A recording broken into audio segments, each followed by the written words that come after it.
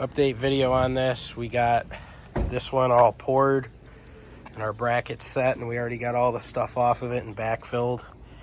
We soaked down all the dirt. We're gonna let it settle and then try to pack more of it back in. So this one we just poured today. This is how the form looked on the other one. Got our bracket in there. So now, while we wait up for this to set up, we're gonna go and start getting some of our material for framing. So we're gonna do a 18-foot 6x6 and go straight up to hold the roof directly down to here, and then build the framing around it. So give you an update here, what's going on. Got both of these columns in and backfilled. Got our plates in, ready to rock. We're probably gonna have to return our 6x6s because they got rained on in the sun and they warped real bad. But to attach to the ledger board here, how it was original, they went into the masonry and just sat on the sides, and then the joist ran this way, and they were only 2x6. So we're doing 2x8s this direction, but obviously we need a ledger board.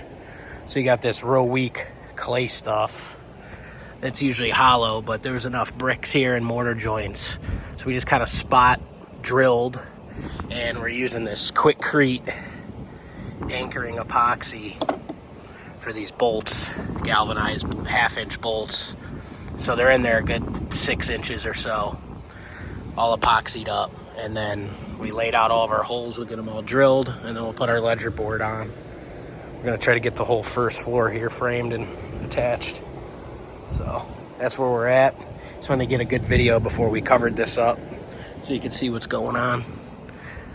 Hopefully they hold. The epoxy should harden up here. Yeah, it's already getting there. So before the rain hits, it's coming. Just got the first floor joist hangers in, blocking, ready to roll.